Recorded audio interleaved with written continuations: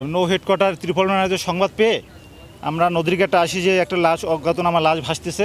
এই সংবাদ পেয়ে আসছি, আসা আমাদের কোস্টগার্ড এবং কোস্টগার্ডের সহায়তায় আমরা লাশকে তাদের ট্রলারে উঠাই এবং অজ্ঞাতনামা এবং হয়তো 2-3 দিন আগে হয়তো বা হবে এরকম লাশটি হবে, কিন্তু স্থানীয়ভাবে কেউ চিনতে পারছে না।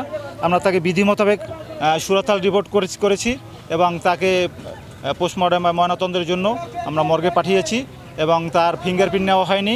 আমরা সিআইডি এক্সপার্টকে আমি বলছি, ফরেন্সিক তারা আসবে, আসা ফিঙ্গারপ্রিন্ট নিলে হয়তো আমরা শনাক্ত করতে পারবো। হ্যাঁ, একটি পুরুষের অনুমান 50 থেকে 60 বছর বয়স হবে। মানে গোসল করতেছিলাম, তখন দেখতেছি বাইক আছে, তারপর কোস্টগার্ড খবর দিয়ে কোস্টগার্ড টালারা তারপর উদ্ধার করে লাশ।